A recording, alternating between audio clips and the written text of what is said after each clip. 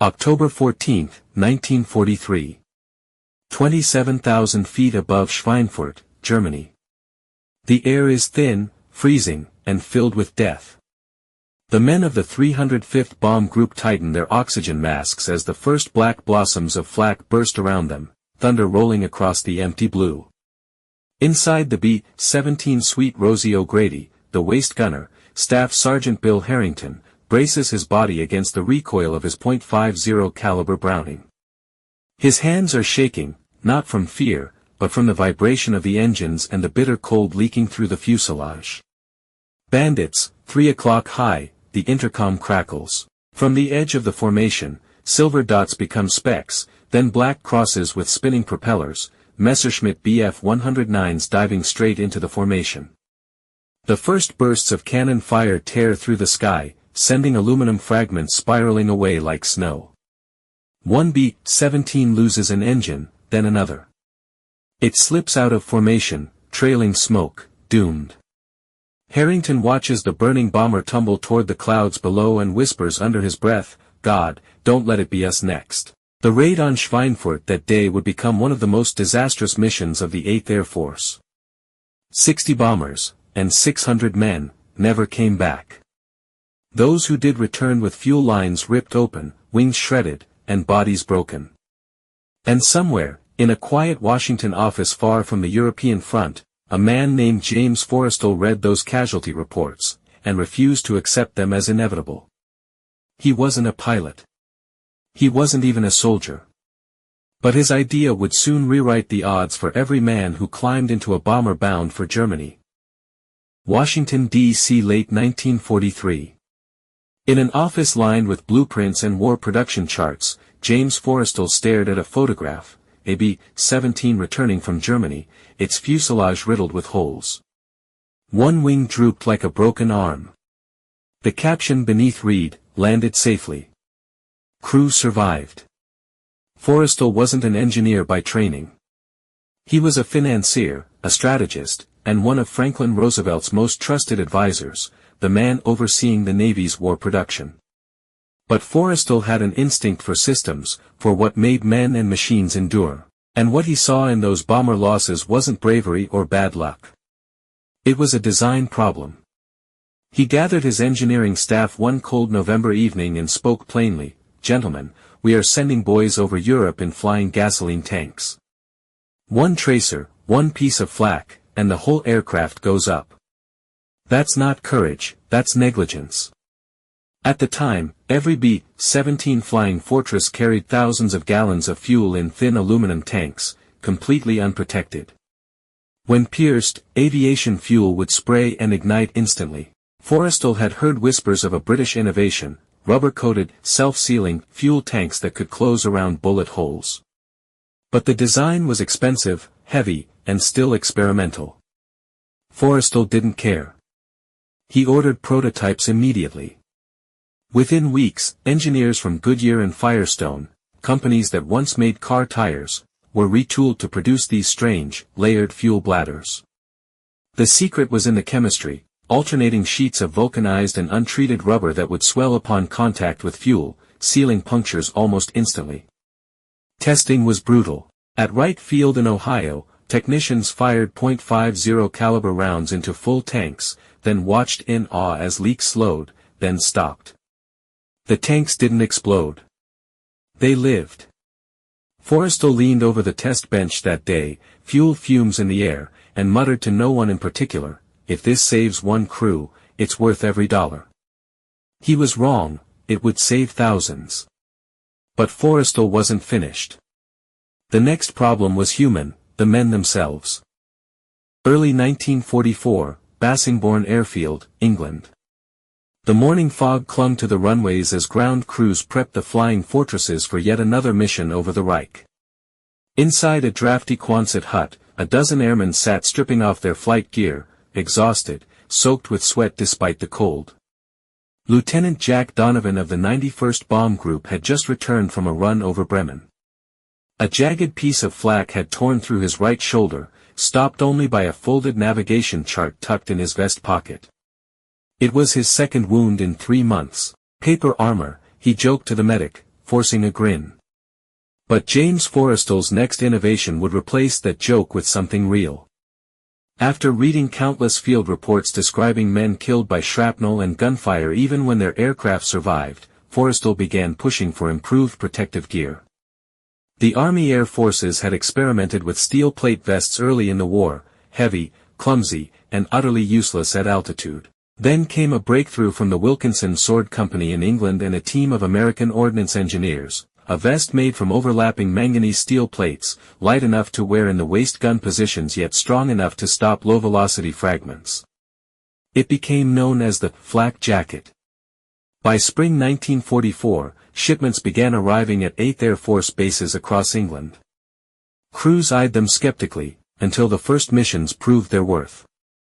On March 6, during the first daylight raid on Berlin, Sergeant Leo Murphy of the 100th Bomb Group took a direct flak hit to the chest. The jagged steel fragment struck his vest, denting the plate but not piercing it. He walked off the plane shaken but alive. His waist gunner pulled the twisted shard from the vest and held it up like a trophy. "Guess the old man was right," he said, referring to Forrestal. Soon, superstition turned into trust. Crews refused to fly without their flak jackets, draping them over their laps even when seated. Commanders noted morale improvements almost immediately. But Forrestal knew survival required more than armor and fuel protection, it required strategy. The enemy's guns were improving faster than any vest could protect against. The answer would come not from Washington, but from the skies themselves. March 1944. Over Regensburg, Germany.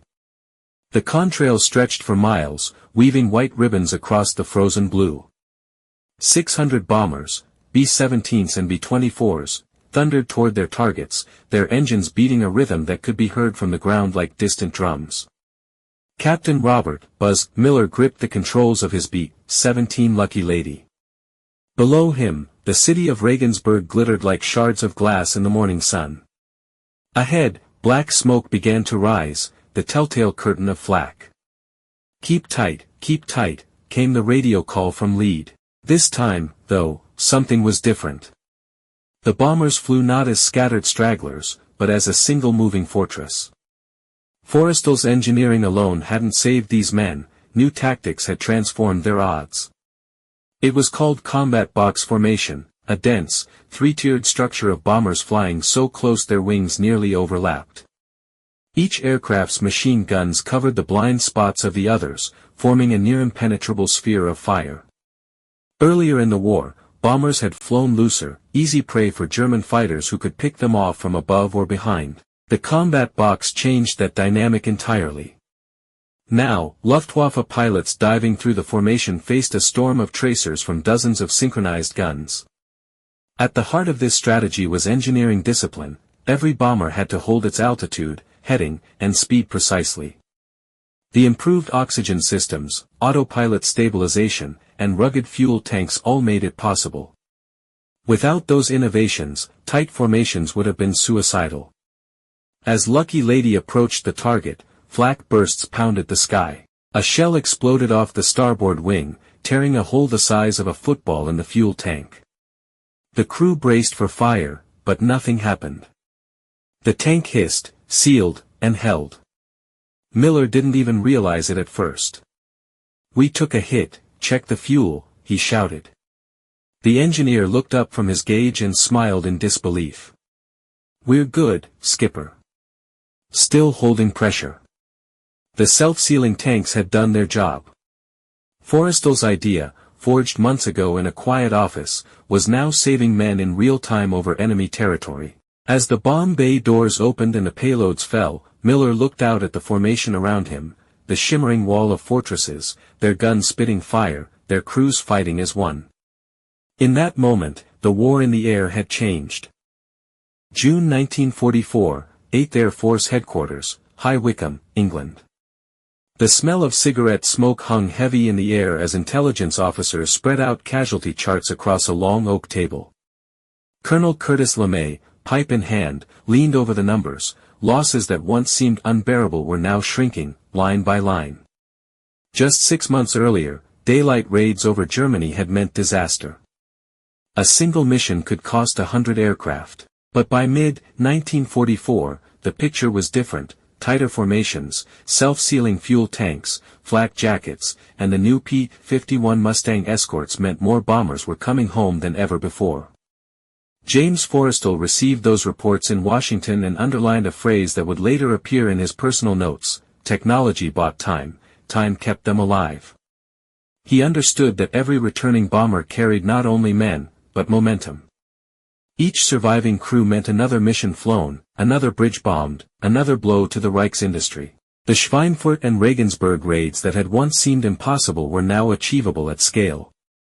At Thorpe Abbott's airfield, home of the 100th Bomb Group, mechanics gathered around our baby, AB-17 that had flown 25 missions without losing a single man. When reporters asked the pilot, Major Tom Faulkner, how they'd done it, he tapped the black rubber seam of the fuel tank and smiled, "This.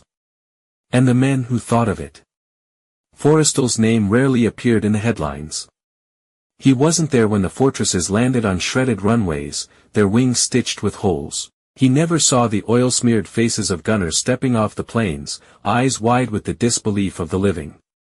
But his work was everywhere, in the faint smell of burned rubber where a tank had sealed itself midair, in the dented plates of a flak vest hanging by a bunk, in the flight log that marked return safely. By late 1944, survival rates on major missions had improved by nearly 40%. Thousands of airmen, men like Bill Harrington and Jack Donovan, owed their lives to designs born from frustration, chemistry, and quiet insistence. In the final months of the war, Forrestal would be appointed Secretary of the Navy. Reporters would call him a builder of fleets, but the men who flew over Germany knew him differently. He was the man who made their odds fair. May 8, 1945, Victory in Europe Day. The guns finally went quiet. Across the airfields of England, thousands of airmen poured from their barracks, cheering, laughing, some simply standing in stunned silence. For years, the roar of engines and the crack of flak had been their constant companion. Now, only the wind swept across the empty runways. At Bassingbourn, Sergeant Bill Harrington, once the trembling waist gunner of Sweet Rosie O'Grady, walked out to the line of resting bombers. The silver fuselages gleamed under the spring sun, scarred and patched from hundreds of missions. He placed a hand on the cool metal of one wing, tracing the faint seam where a bullet hole had once been sealed in flight. "Guess you did your part too," he whispered. Nearby, ground crews stacked the battered flak jackets that had protected so many hearts and lungs from shrapnel. The men joked, tossed them into piles, but some quietly folded theirs and packed them away. Tokens of survival. Proof of luck engineered into steel and rubber. In Washington, James Forrestal read the final casualty summaries for the 8th Air Force, more than 26,000 airmen lost, but tens of thousands more who came home because of small miracles in design. He never met those men. But they had lived inside his thoughts for 2 long years, boys turned warriors, climbing into aluminum fortresses he was determined to make stronger. He wrote in his private notebook that evening, "Victory is never just won by courage. It's held together by rivets, sealed by rubber, and carried on the backs of men who believe in better ways to live." As peace spread across Europe, the legacy of Forrestal's vision lived on, in every airman who returned home to raise a family, in every engineer who learned that a simple change could rewrite fate. The lessons of those days would echo through the decades, the marriage of innovation and humanity, the belief that technology, when driven by compassion, could spare countless lives. On a quiet airfield at dawn, as the first rays of sunlight touched the nose of an old B-17 museum relic, a visitor once noticed the faint stenciling beneath the paint, the name Sweet Rosie O'Grady. He leaned in closer and saw a single patched hole near the fuel tank. A scar from another world, another time. And inside that silence, the story of one man's idea, and the thousands it saved, still spoke louder than the bombs ever could.